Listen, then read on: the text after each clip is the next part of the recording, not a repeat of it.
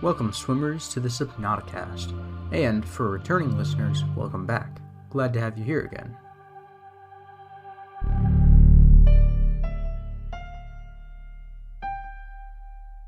This episode is going to be focusing on lore a bit farther out beyond the safe shallows and kelp forests, which we covered last episode. I don't have any podcast news, so we'll just dive straight into the Grassy Plateaus. First entering the Grassy Plateaus, you might notice the vast open space with schools of fish scattered around. You might notice boulders suspended in the water. Pink blobs are holding these up. Floaters have a layer of helium within them that provides this floating phenomena. The organism we see as a floater is actually two species with a symbiotic relationship, one being the inner pink suction part, and the other being the goop around it. I don't recommend touching it. Lurking around the sandy seafloor among the red grass, you might see a sand shark kicking up a cloud to disguise itself before attacking its prey. While evading the shark, you are likely to hear a menacing moan fill the waters. In the distance, you find a whale-like creature with a plethora of flora and fauna riding atop of it. This is the first leviathan you will encounter, a reefback. These gentle giants are here to let you know you're in safe waters. Well, safe compared to the waters we'll talk about later on in this podcast. Lucky for us, reefbacks only feed on plankton-like life forms. Along the seafloor, we can find a few wrecks and life pods, some of which contain some lore for us. Among the plethora of quartz, sand sharks, and biters, we might notice Lifepod 17 torn open with a piece of a sea moth submarine beside it. Within the lifepod lies an abandoned PDA. Never a good sign. This contains an audio log from the crew stating the following. Ozzy's log. It's the day of the crash. I don't know what the heck is happening. I'm scared and I'm not going outside. There are shadows in the water under the hatch, but I can't tell if they're rocks or aliens. And there's weird-looking caves nearby. The Aurora was carrying everything needed to build the phase gate. Mobile vehicle bays, bioreactors, propulsion cannons. It had a cinema. There was a zero-G gym. My cafe. I don't understand how we're here now. I don't know why no one's coming for me. Here we are met with some worry from the ship's cafe owner, Ozzy. He doesn't understand why it's taking so long to be rescued, why no one is answering his calls. He continues to send calls out to no avail. He sees something below, but can't figure out what it is before he starts to descend closer. Later, you might hear a radio message from this very same lifepod, Ozzy calling out in his final moments. Playing pre-recorded distress call. This is Ozzy from the cafeteria. What the hell, guys? They didn't warn us this might happen. Our pod was almost crushed by the Seamoth Bay on the way down. Now we're hanging on the edge of a cave system, and this grim-looking snake thing's trying to eat through the hull. Come get us already. Ozzy is becoming increasingly distressed. Understandably so, as he talks of a grim-looking snake thing attacking his lifepod. You might notice you can't find any snakes around, but you do see the cave system he was talking about near his lifepod. Unfortunately, or maybe fortunately, you are unable to explore that far down at the moment. I'd like to make a note here that the audio logs seem to contradict each other. The first audio log talks about seeing shadows in the water below, and the radio call says he was hit by a sea moth that fell out of the Aurora's Seamoth Bay. If he landed on the water to get his bearings enough to look below, how did he see a sea moth coming down at him after sliding out of the bay? Maybe you can assume that's just where a sea moth would come out from, but I don't know the entire layout of the ship. Or how the voice log found on the PDA makes it out like Ozzy is undeniably the only passenger, while the radio call leaves some debate on if Ozzy is not alone in this lifepod. These potential other people are not audible as he uses we and us, to imply he is either schizophrenic or not alone. He could be counting the lifepod for some reason. He could be in shock that he begins hearing or seeing other people with him. It could just be a mistake in the dialogue. I suppose we'll never know. Not too far from Lifepod 17, we can find a wreck that contains a lot of tech equipment from the Aurora. Some fragments to scan, but not much lore left behind here. Heading farther along, we'll notice a massive wreck. Within, we can find a poster for Natural Selection 2, which is another game developed by Unknown World Entertainment. It was the follow-up to their well-received Half-Life mod, Natural Selection. Crafting the survival knife, the PDA tells you that due to the massacre on Abraxas Prime, side note, Abraxas is one of the developers of Subnautica, all weapons were removed from the Fabricator's database, with the survival knife being the only exception. Natural Selection 2 was released just a couple months before the tragic Sandy Hook Elementary School shooting happened, killing 20 children and 6 adult staff members. After that, the CEO of UWE decided to not make any games with guns again. The team kept that in mind when beginning development of Subnautica soon after. Continuing to explore the wreck, we can find a couple abandoned PDAs, and again, we get more info on the Grassy crew. Grassy crew manifest: Marguerite Maida. Auxiliary Search and Rescue Mission: Marguerite Maida. Position: Freelance Security Personnel. Status: Lost in space near planet 4546b. Age at time of disappearance: 42. Mercenary, born in the Mongolian states. Experienced in ship-to-ship and close-quarters combat techniques. Tours of duty with the Mongolian Defense Force and the Trans-System Federation. Dishonorably discharged from the TSF 15 years ago for going off mission. Details classified. Emissary Kassar reports Maida was hired to accompany Paul Torgal on board the Grassy into uncharted space, and defend the ship in case of assault by pirates or rival corporations. The security personnel. Marguerite Maida. I'm excited to talk about this lady. Marguerite appears to be the sole security officer of the Grassy crew, and boy, we will see that it will not be an issue. This gives us a feel for Marguerite and her rogue nature. She doesn't seem like a bad person at all, just kind of chaotic good. Next we have some real reviews from Altera citizens. Altera citizen testimonials. Frank told us this: I still hear there are worlds out there where kids learn from books. They go into a classroom every day, they memorize things, then later they type those things out in a controlled environment. Or worlds where everyone's supposed to do whatever creative job they feel like. What use is learning to draw or sing in a world where there is no human resource departments to coordinate the galleries and concerts? On Altera worlds, psychometric testing and specialized digi-training makes the most of everyone's talents. Max Zoinkov. I started out in marketing for Altera survival systems. It was good work, but I thought I could do better. I set up my own company, developing bespoke code for the CMOD so it could operate in open space, not just underwater. I sold up to Altera 10 years ago, and now it's one of the most widely used vehicles in the galaxy. Now I'm on the board of directors, and I haven't looked back. George said, an average day for me starts at 10 a.m. I live in a controlled habitat on Terra 17, so everything I need is less than 5 miles away. I'm a naturally empathetic person, so I took work as a companion. I spend my days visiting clients, talking with them, learning about them, paying them the attention that everyone needs and deserves. And like most people on Altera worlds, I'm lucky enough to earn a living doing the things I enjoy. Kaz says, we're lucky, we're free, we have jobs. There are transgovs out there that do everything with robots, or where weapons are legal, you know? Jamie had this to say, I design artificial worlds, including some of the most popular factory defaults. To do what I do, you need to know what people really want. They want excitement, adventure, new experiences. To be whoever they want to be. My job is to make that happen. There are people who say we spend too much time escaping our lives and not enough time making them better. These people are usually from outside of Altera space. Okay, let's dissect this, because this gives us a really good look at the universe and society of Subnautica. First off, we have Frank talking about Altera having advanced learning. He brings up digi-training and psychometric testing. For those who don't know about the belief in psychometry, it is object reading. An Altera child would have their future chosen for them by a person getting a reading off them, and proceed to have them digi-trained in that path. Altera opposes book learning and having children learn their own path by experimenting. They prefer a more organized entertainment.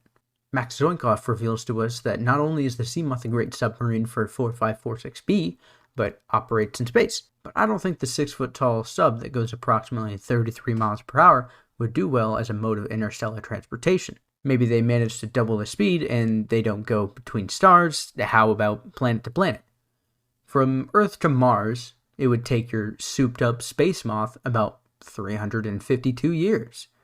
Okay? That's too long. How about Earth to our moon? 150 days. For reference, it took the Apollo 11 astronauts 3 days in 1969 to land on the moon. I don't know. It just doesn't seem worth it to me unless you have a space station like a city without gravity or something.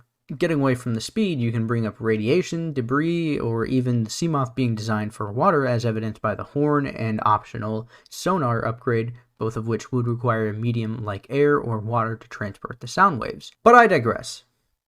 Nice work, Max. With George, we see the psychometry in place. It seems Alterra put George in this position because of his natural empathy. Seems to enjoy it enough, though. Kaz points to the fact that weapons are banned on Alterra worlds. Kaz sounds a tad melancholy, could be worse, seems to be the main point of this document. Jamie seems to be hitting it on point, but not really getting it, again. I'll quote, "There are people who say we spend too much time escaping our lives and not enough time making them better. Those people are usually from outside of Alterra space."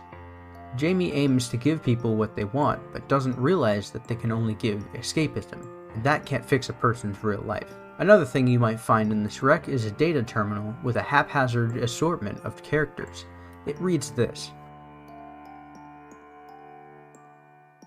Period A dash period period REC period RFFLY 0Z QQGYFCQBA NFLAQ RFYRA F, RRUB JRRUB JZRYRFST,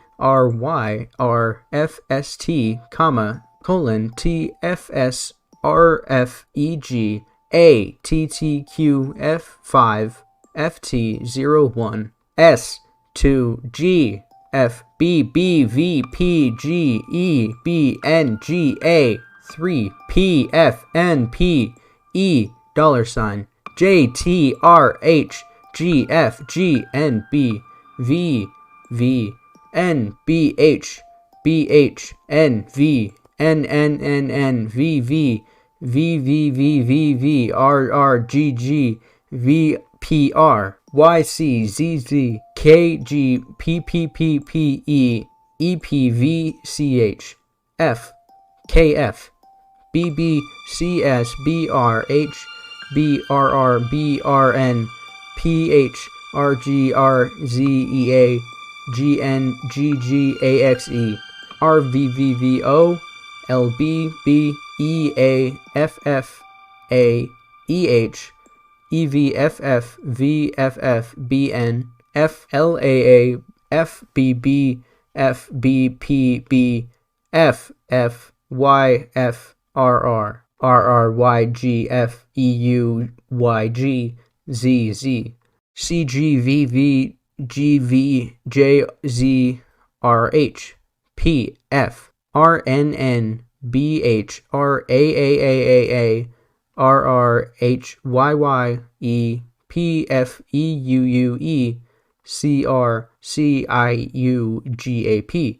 EGFCQRAAJF GBS NAAAAAAAAPGG GGGF TTQU FQGFUZY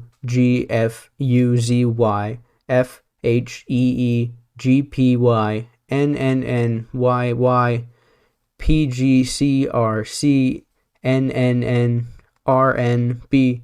RZFB. It is theorized that this is supposed to be what someone typed as the Aurora was going down, in a manner where a person was trying to hold on to anything for life. It hasn't exactly been said what this is. If you try to continue farther, you're likely to get a chilling message from the PDA that is a definite sign that you should turn around. Detecting multiple Leviathan-class life forms in the region.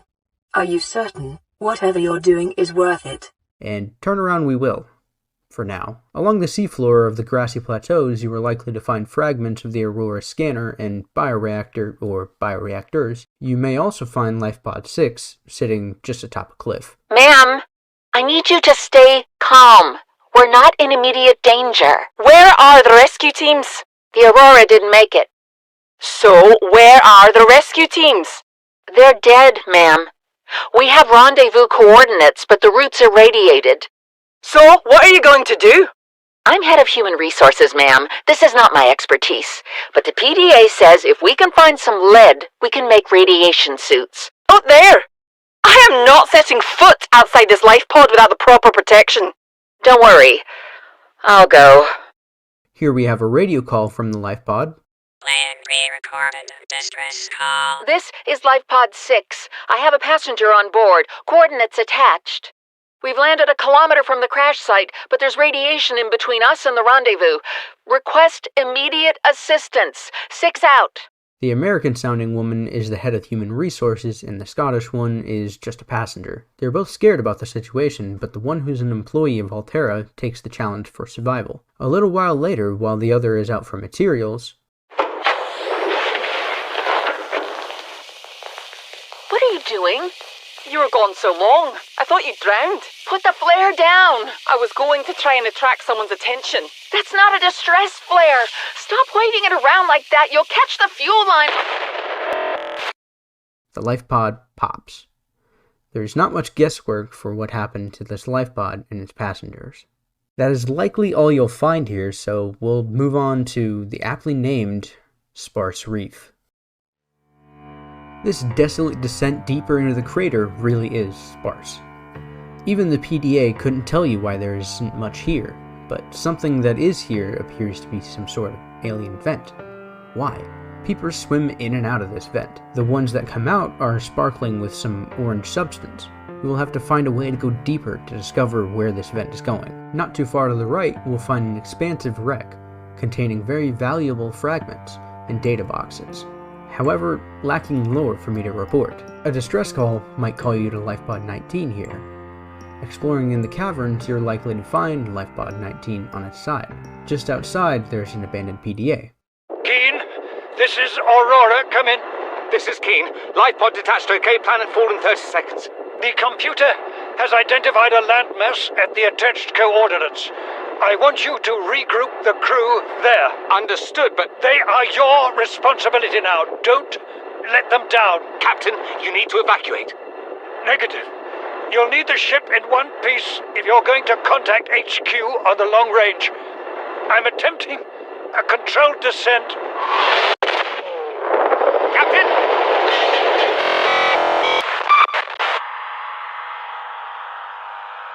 We meet the valiant captain of the Aurora and his second-in-command, Officer Keen. Unfortunately, we meet the captain presumably in his last words as the Aurora is going down, but the captain is making sure that the ship doesn't overshoot the crater so the survivors can use the long-range radio on the ship to call for help. After this, Keen makes the radio call. Land pre-recorded distress call. This is Officer Keen in Lifepod 19.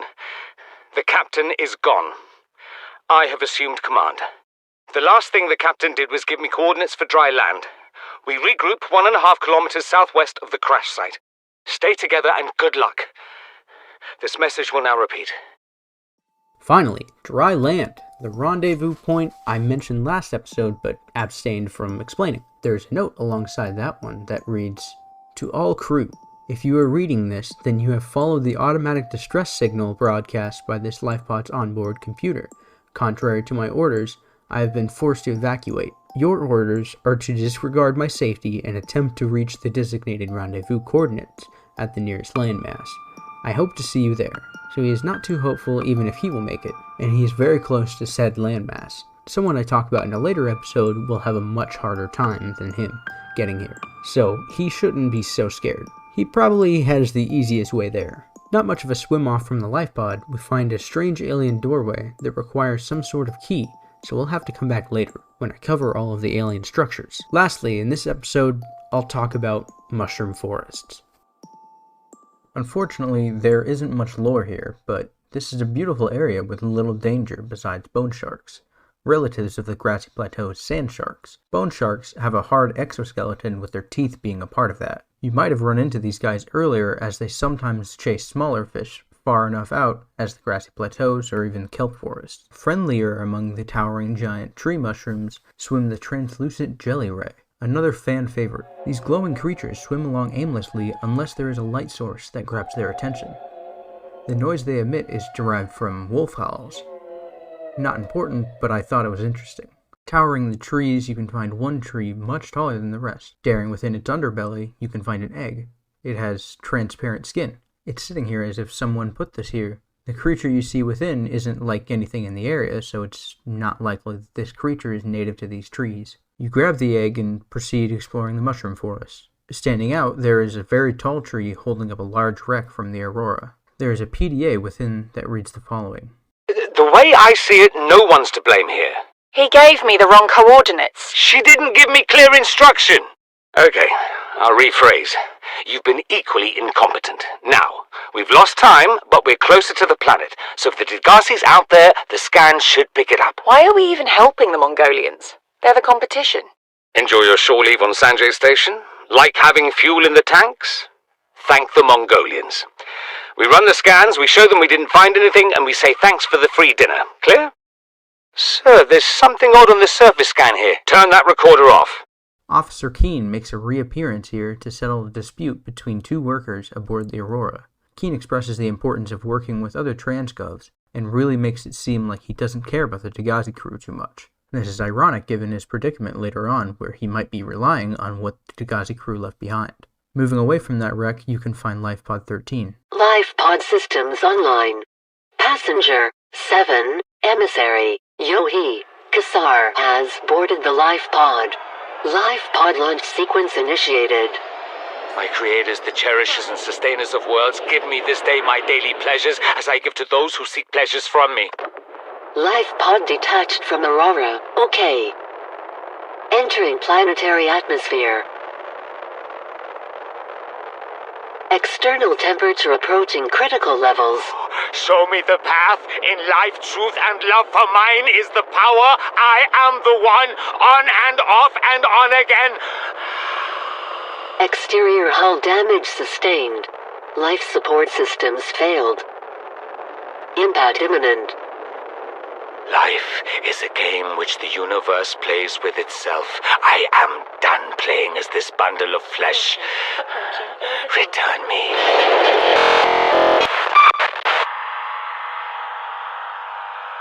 Emissary Yohi Kassar, the man who knows so much about the missing Degassi crew. It is going to be hard to explain what happens to Yohi in this and the next audio log, as the next one is one I like to debate on the Subnautica Discord server. This log is clearly from him entering the lifepod and exiting the Aurora. He makes a prayer to his god to ensure him a safe return, or possibly a suicide note, requesting the god relinquish him from his mortal body. Before the lifepod sustains damage in the air and life support systems fail, and we hear some sort of noise that some might hear as lethal damage to the lifepod, and others might hear the audio log getting cut off as Yohi loses control of the PDA that is recording the message. It is assumed online that after this message, Yohi had died during impact. There are no life support systems, and the lifepod sustained damage to the hull. If he hit the water and sunk to the bottom, it is undeniable that he would have died somewhere along the way. Alternatively, if the lifepod doesn't sink straight away, then that might give him the time to send a distress call. We don't have a distress call from Yohi, but we do have a high-priority automated message with his name on it. High priority automated message from Aurora LifePod 13 coordinates attached. LifePod is carrying high priority passenger. Yohi Kassar. I said Kassar. Why do I have to record this anyway? Send immediate burial detail. People online and even the wiki takes this to mean he is dead, and the last message was his last words as he dies on impact, but I disagree. There is no doubt he is dead, and he didn't send out a distress call, but I believe this was his distress call. While everyone else had to make a distress call normally, Altera Systems had an automated distress call in place for celebrities and high-priority passengers, like the emissary here. So I believe that he hit the water with minimal time left, and the lifepod starting recording him and asking for his name to send out a distress call, with his coordinates as soon as possible. But the systems also noticed the hull damage and failed life support systems, and in the event of him being dead, to send a burial detail to get him buried as soon as possible. He could not have recorded his name from the time he left the Aurora to hitting the water, as he was recording the first message, so either he recorded it before he got into the lifepod, or he recorded it after he hit the water. I'm betting on after, because otherwise it would have been an inconvenience for him to record his name for the message before. No matter when he recorded his name, or if he died on impact, he is dead. The last connection to the Degassi crew lost to the planet 4546b. Leaving only you to piece their story together. Leaving this area and moving to the other mushroom forest, we can find another alien event like the one we saw in the Sparse Reef. Along the seafloor here, there are many fragments of the Cyclops submarine. Not much more to say about these areas, though looking beyond the mushroom forest, you notice the water becomes much darker with blue lights in the distance, a large shipwreck hanging over a cliff, and much more lore in the bulb zone, and more in the next episode of the Subnauticast. Please rate or review this podcast wherever you get it, and subscribe so you know when I post a new episode. You can find me on most social media platforms at the name NobleEMRLD, or you can find my links at solo.to/NobleEMRLD. And thanks again for listening to the Subnauticast.